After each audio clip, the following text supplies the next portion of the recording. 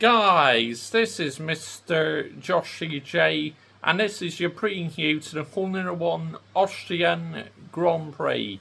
Yes, round 11 of the F1 2025 season, and at this Grand Prix, a certain Dutchman has his second home Grand Prix ready. He already has Zandvoort as his home Grand Prix, but really, Red Bull's home race, this is his second home Grand Prix, really. So, yeah, 33 will be looking for a strong weekend. I think he'll be favourite to win the race, to be honest, because he goes very well at this circuit. Yuki Tsunoda, under massive pressure, he needs a really strong weekend, in my opinion, because it's not looking good for Yuki at the moment. Now, a lot of my subscribers are fans of Yuki Tsunoda, but yeah, he needs to step it up. He really does. Otherwise, oh, hello, horn blowing, noisy fucker. Who does that remind you of? F1 fan fanatic rants. But yeah, Ferrari, mighty Ferrari. Now, Charles Leclerc goes quite well at this circuit, so he could maybe get on the podium. Lewis Hamilton, this has not been his best tracks. Even in the Mercedes, sometimes he struggled at this circuit. He did make a contact, though, with Nico Rosberg on the final lap of the race, but Rosberg was 100% at fault for that.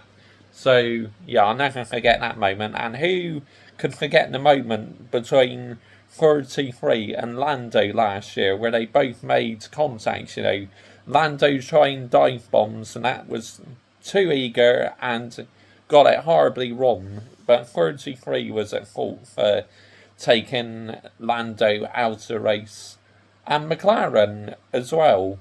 Oscar Piastri, he did not have a great race last time out, so usually when he has a bad weekend, he usually comes back stronger the following weekend, so I'm expecting him to do really well this weekend.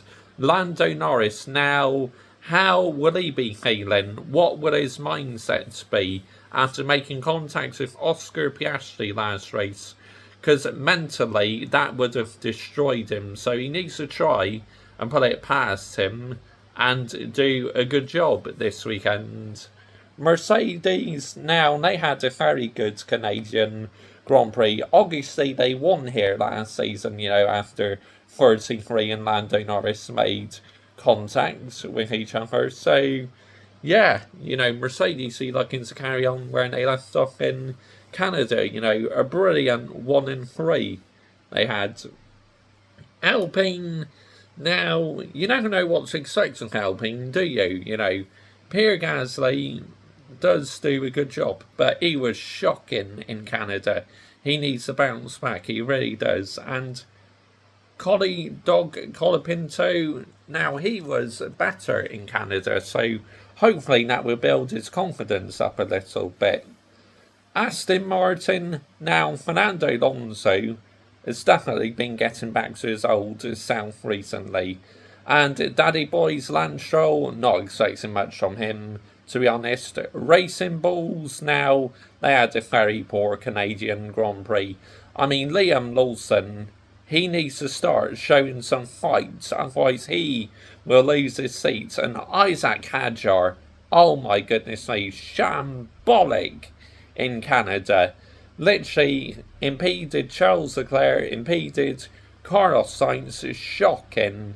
No excuses. He's had a good start to the season, but that was absolutely terrible driving in Canada by him.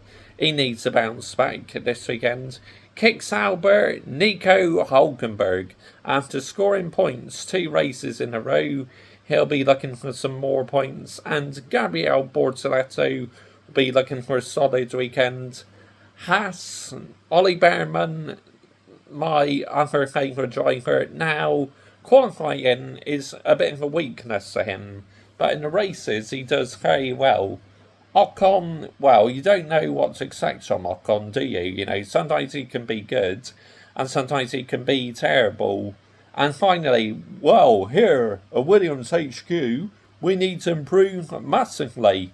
Yes, it's a big weekend for Williams, because Alex Albon retired in Canada, and then obviously Carlos Sainz, he still got a point in Canada, but was impeded obviously by Isaac Hadjar, so Williams are looking for a strong weekend. So that's a preview done. Join me on Saturday for a qualifying reaction. Sunday live race reaction, and also I'll be announcing the winner for my beanie giveaway. So yep, do make sure you are tuning in for that. Then Monday, driver ratings and team ratings for the Austrian Grand Prix. I cannot wait for this one. Bye bye.